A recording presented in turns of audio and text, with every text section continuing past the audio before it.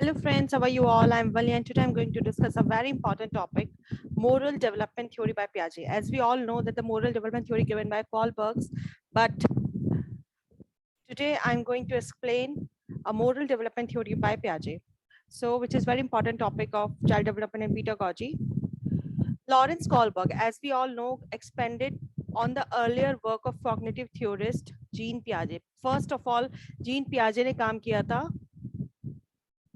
उसके बाद कॉलबर्ग ने इनके काम को आगे बढ़ाया था.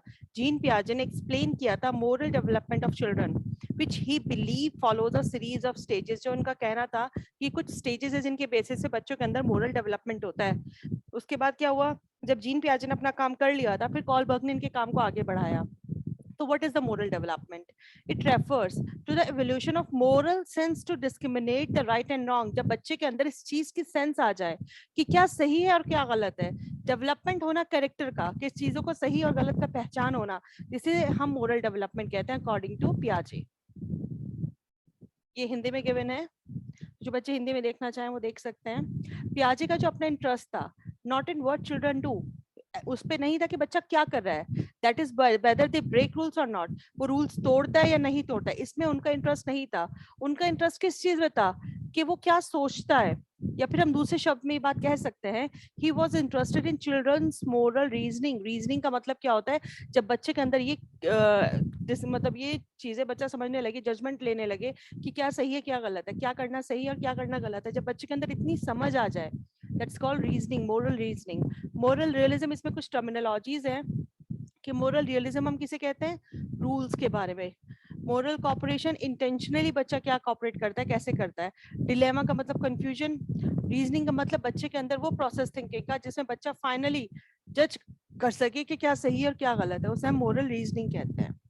ये चारों टर्मिनोलॉजीज बहुत इंपॉर्टेंट है, ये इनका हिंदी में गिवन है.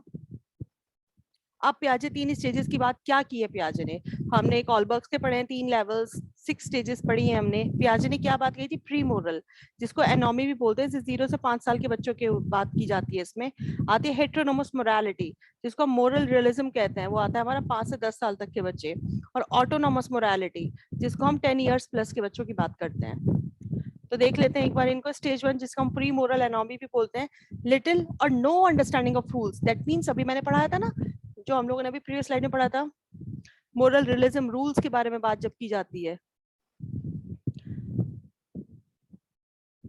लिटिल और नो अंडरस्टैंडिंग ऑफ रूल्स, जब बच्चे के पास बहुत कम नॉलेज हो या फिर बिल्कुल अंडरस्टैंडिंग ना हो रूल्स के बारे में. As children can not carry out complex mental operation. That means कि बच्चा उस वक्त बहुत छोटा है, वो कॉम्प्लेक्स मेंटल ऑपरेशंस नहीं कर सकता, कोई भी कॉम्प्लिकेटेड क्वेश्चन सॉल्व नहीं कर सकता. स्टेज 2, विच इज हेट्रोनोमस मोरालिटी, इसको हम क्या बोलते हैं, हेट्रोनोमस मोरालिटी. मोरालिटी, बच्चे को आप मोरल मोरल वैल्यूज आप सिखा रहे हो, लेकिन बाहर की तरफ से, इम्पोज फ्रॉम आउटसाइड, कोई दूसरा बच्चे को मोरालिटी सिखा रहा है. मोरल डेवलपमेंट बच्चे के अंदर डेवलप करने की कोशिश की जा रही है. Stage 3, which is autonomous morality. Autonomous का मतलब क्या है, जब ऑटोनॉमी मिल गई बच्चे को, morality based on your rules and your intention. That means के बच्चे के अंदर इतनी समझ है, ऑटोनॉमी, बच्चा फ्री है चीजें समझने के लिए, कि वो समझ रहा है क्या रूल्स है, क्या इंटेंशन है इस काम को करने के, अगर मैं नहीं कर रहा हूँ, what is right and what is wrong. कहीं ना कहीं ऑटोनोमस मोरालिटी बच्चे के अंदर आ चुकी है.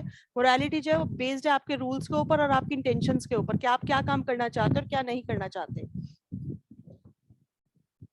ये हिंदी में गिवन है. तो ये था एक छोटा सा लेसन, क्योंकि जो पियाजे के ऊपर एक बार क्वेश्चन आया हुआ था, उसी बेसिस पे मैंने ये क्लास अन अकेडमी पे भी ली थी, इसलिए मैंने ये क्लास आपकी यूट्यूब पे भी ली है.